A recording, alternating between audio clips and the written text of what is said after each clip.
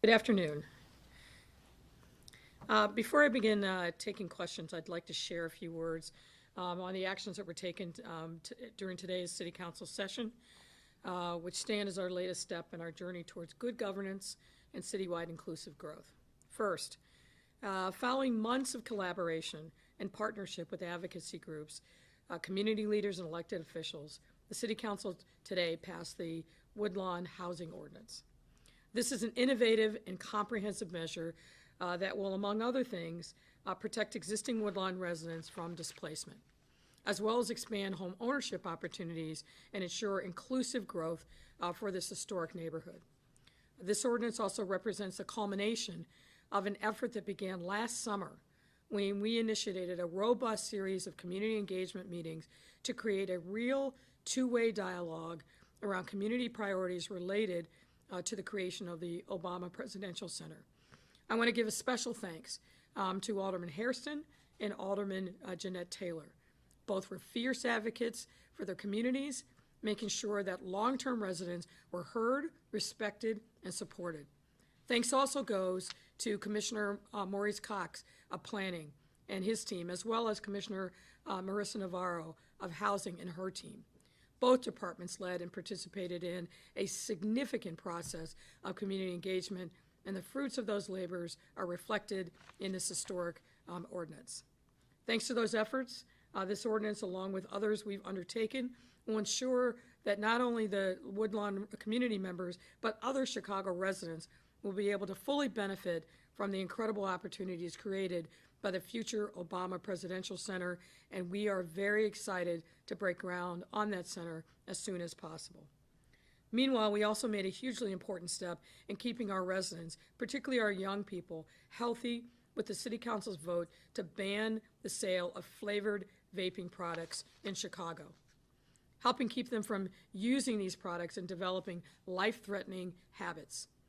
And I want to be clear, because there was some discussion about this among City Council. With flavors like candy and chocolate and other names and flavors that are clearly targeted towards children and young people, these products, no doubt about it, are designed to get our young people hooked. The tobacco industry is looking for its next generation of people who are addicted to nicotine, and we as a city have a responsibility to do everything that we can to keep that from happening. Likewise, I'm proud to report that we also committed ourselves to further action on vaping and tobacco. So look for more on that in future days. And separately, though appropriately in the days following Labor Day, the City Council also approved the collective bargaining agreements for the Chicago Firefighters Union Local 2 and the Public Safety Employees Union Unit 2. It's a little confusing. Firefighters Local 2 and Public Safety Employees Unit 2. Placing our public safety personnel on solid ground as they put their lives on the line, serving our residents and communities. Now, this takes care of two important union contracts that were unfinished at the start of this administration. I want to also thank all involved, and particularly our friends in the respective unions, especially Jim Tracy, the president of the Firefighters Local Union 2, and the union heads of IBEW, Public Safety Union Unit 2. I also want to thank our outside counsel and mayoral staff who all worked tirelessly to get these deals done. And also thanks to Chairwoman Sue Sedlowski Garza for her steady leadership in bringing these two issues before her committee and getting them approved today in City Council. In addition to these passages, we also introduced several important measures that will support the health and safety of our residents. These include the introduction of a clean air ordinance, which will restrict where air-polluting businesses can build new facilities in the city of Chicago. This was developed in collaboration with elected officials, industry groups, environmental advocates, and the changes proposed by this ordinance will impose new independent land use review over opening or expanding of facilities such as incinerators or factories, while also ensuring that any new industrial development isn't slowed across all of our 77 neighborhoods. Importantly, this ordinance also gives residents a meaningful voice in the placement of manufacturing sites in their neighborhoods.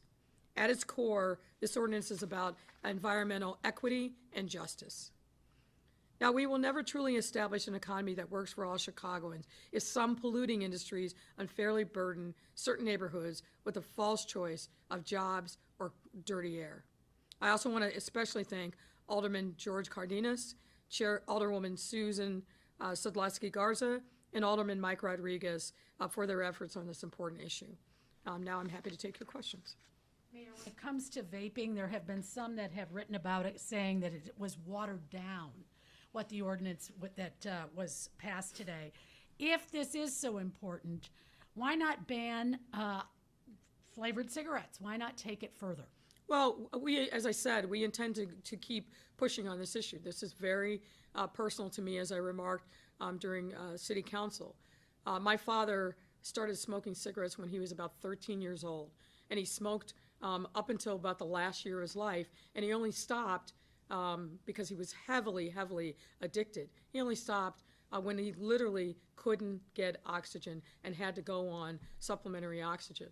Watching a loved one who has been a victim of nicotine addiction and the terrible things that smoking does to your body, to your upper respiratory systems, to your heart, and seeing him die slowly over the course of a very long year. I will never forget that, and I am determined to make sure that we do everything we can to educate our folks about the perils of smoking, but we have to do something to stop the spread of vaping among our young people.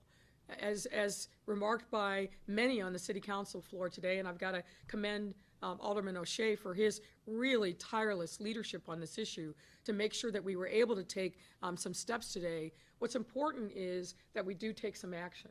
There's no question whatsoever that young people are suffering.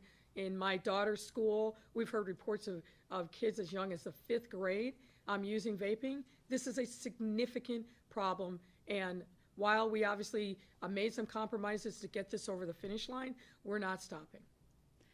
All right, there were several questions, as you can imagine, about Attorney General William Barr's visit to Chicago. Yes. I can't, there's 5 or 6 reporters who have sent these in to me.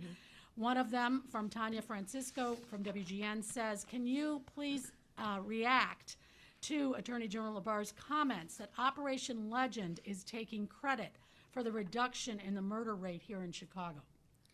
Yeah, I saw that, and it's just factually inaccurate.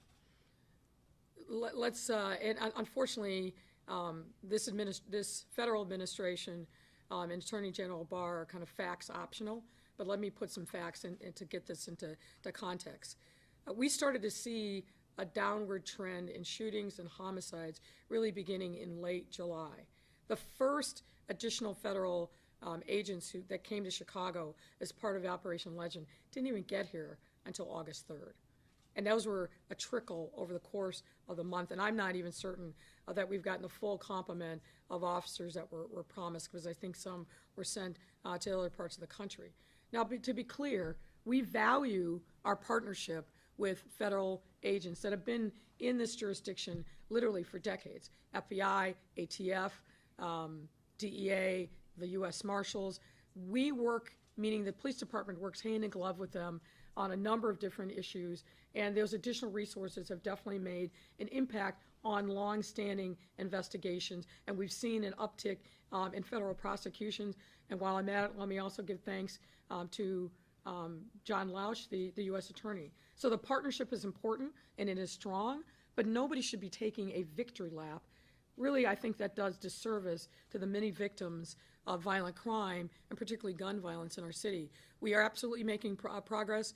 We're absolutely leaning into those federal relationships, but the cause and effect that Attorney General Barr tried to make today, I think the facts just don't bear that out, not yet. I'm hopeful that these relationships and these additional resources will really bear fruit, but we're still in the early stages. We're essentially a month into them being here on the ground, and that's not enough time for them to have had significant impact yet.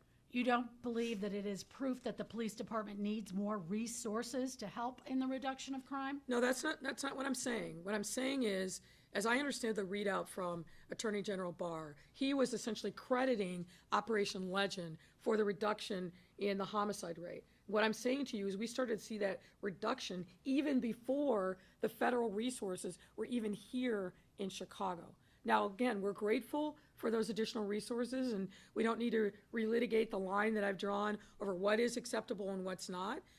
But I don't think it's accurate to say that there's a direct cause and effect between the reduction in the murder rate. There's a number of different strategies that the superintendent and his leadership team put into place in July that I believe have had more impact. The data that I've seen on the number of arrests in those areas that those additional resources, whether it's on the west side or the south side that have been in, there's been a dramatic reduction in violent crime. That, I think, is what is really the impetus. But we are absolutely grateful for the additional federal charges and prosecutions that these additional resources I think, are precipitating.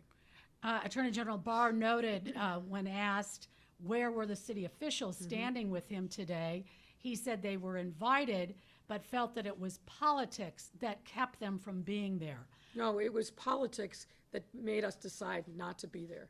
We're never going to be used as a prop. Never.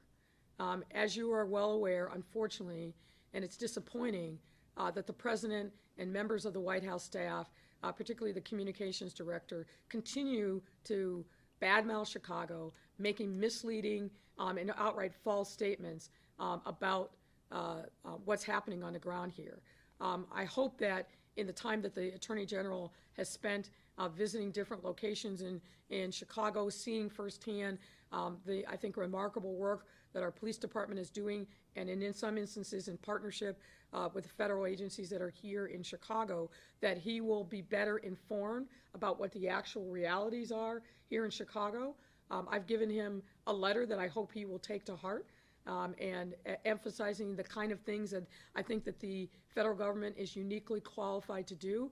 But we're not going to stand up at a press conference and be used as a prop by anybody, not in this climate, and particularly, unfortunately, not in a way that the Department of Justice, under Attorney General Barr, has been used in effect as an adjunct of the Trump reelection campaign.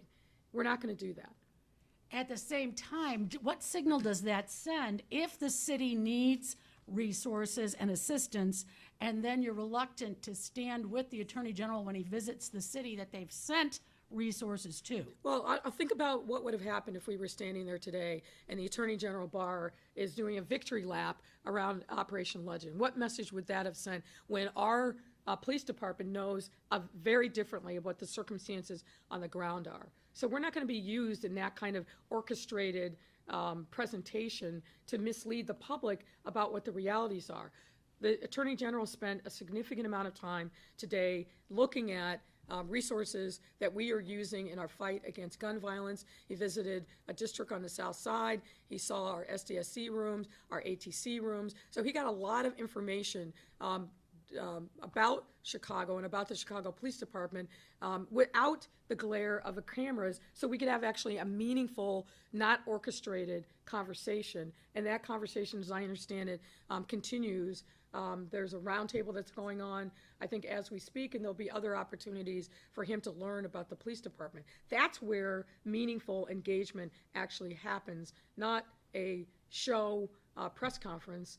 And so we felt that it made sense for us to participate, and we did, to make sure that he saw what the resources are and how we're fighting crime here in Chicago. As I said, we continue to lean into important federal relationships. That is the message that we want to send, not some orchestrated campaign that can be used then by President Trump as part of his reelection effort. And so you personally have not taken part in any of the Barr visit? No, other than sending him a letter. That was sent some time ago. No. Oh, a new one. Today. And what about that letter? I reemphasized the things that I thought that, and we're happy to share it with you, but I reemphasized the things that I believe that the federal government is uniquely qualified to do, and then narrowed it to the things in particular that the Department of Justice could do. Things like common sense gun background checks, limiting assault weapons, really getting serious about interstate trafficking of guns, given that in the last report in 2019, the guns that we were able to trace, over 55% came from other states. That points to the need to have a federal eye on gun trafficking that ends up here in Chicago, and then providing the ATF with more resources to really perform one of its core responsibilities, which is oversight of federally licensed gun dealers. So we wanted to call those things to his attention. They're not new issues, but they need to be addressed. But is a letter as effective as face-to-face? Well, I wasn't invited to see him face-to-face. You were not invited to be at the press conference, though. No, they would have given you an opportunity. No, the police department was invited to be at the press conference. To be clear. But you were not. You personally were not involved in invited to any of the Barr agenda today. That's correct.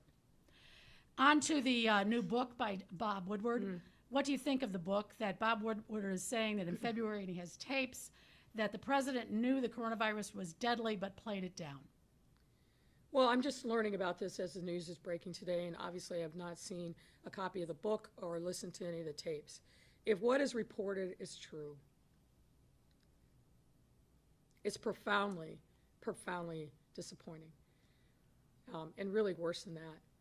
If the president had information, and as he should have, and as we all learned later, about the deadly impact of this virus, and if he chose instead to downplay the significance of the virus for whatever ill-intended purpose, lives were lost.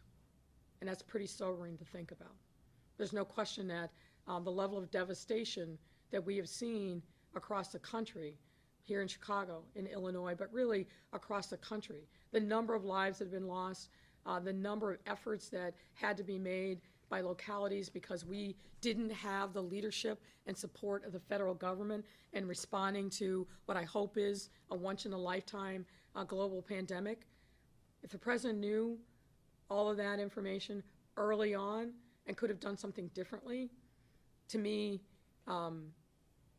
that is all I need to hear about why he should not get a second term. There are also those saying today that why would Bob Woodward hold that information if you learned that in February and we're hearing it in September? Yeah, Bob Woodward's a very interesting guy, as you know. He's obviously been heralded as a great reporter, but you'll recall that there were also things that he knew regarding, I believe it was, I'm trying to think of what it was, late in the Bush term. He'll have to answer those questions. Obviously, all of us have to live with our conscience. This would have been something that I think would have been important for the public to learn, particularly since seems like he had actual audio tapes, and to reveal it now 6+ months into a worldwide and a United States fight against this horrible, horrible virus that's devastated so many, to hold that, I think he's going to have to answer for that. We've got time for 2 more. Okay, from Greg Pratt from the Tribune. How long was your interview with the Inspector General's office? What did they ask you? And did the IG raise any issues with how you or your administration handled anything about the Johnson situation? No, I mean, much ado about nothing, as Mr. Pratt should know by now. It was a very cursory, meaning short interview. I can't recall how long it lasted, but it wasn't an hour and a half as he's reported.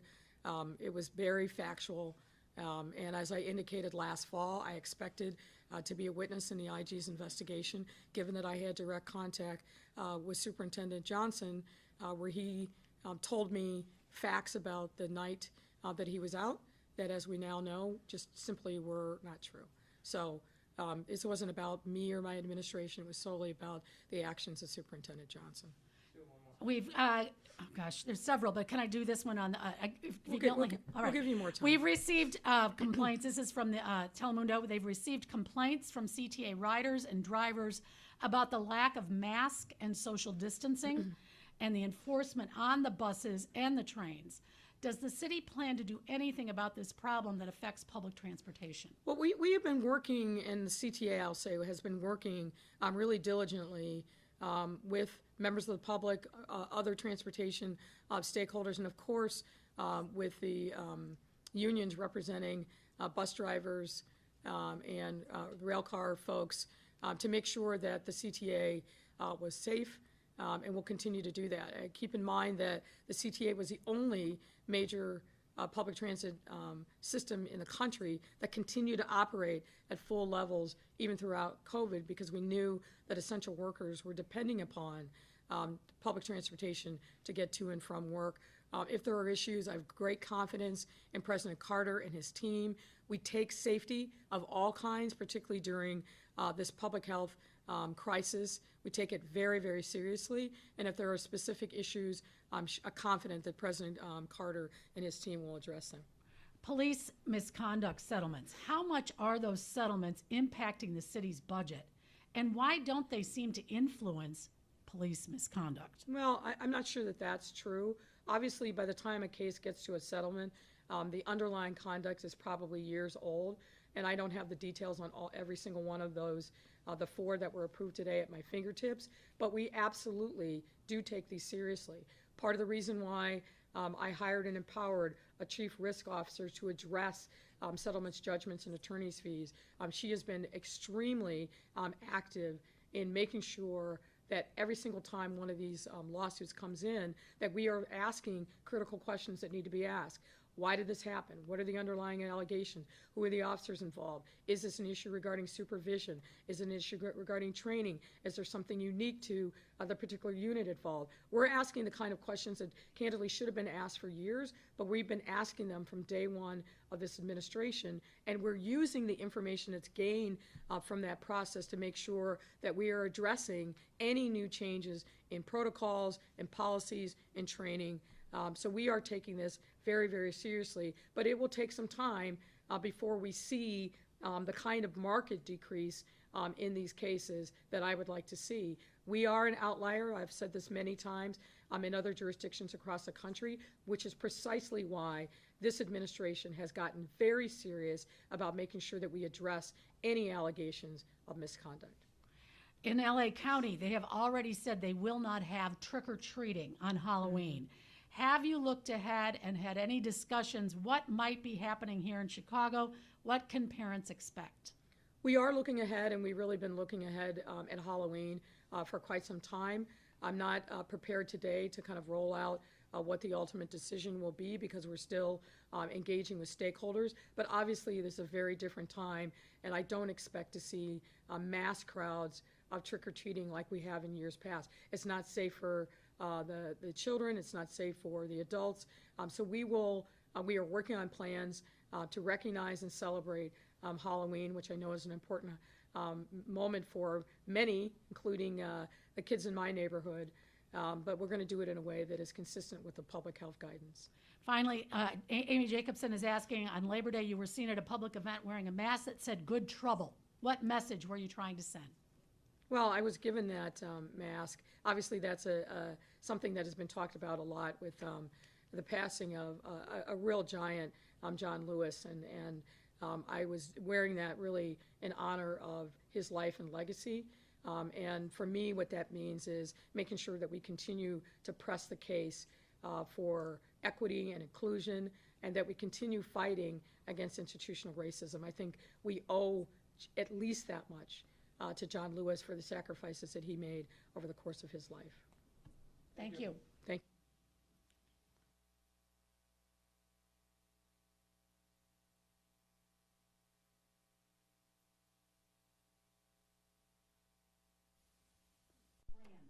Trying to remember what the Fran had a question, darn it. I missed it. Is there any way I can help Fran out? We can get it tomorrow. I'll call Fran, I'll deal with it. Okay, tell her I'm so sorry. I missed it.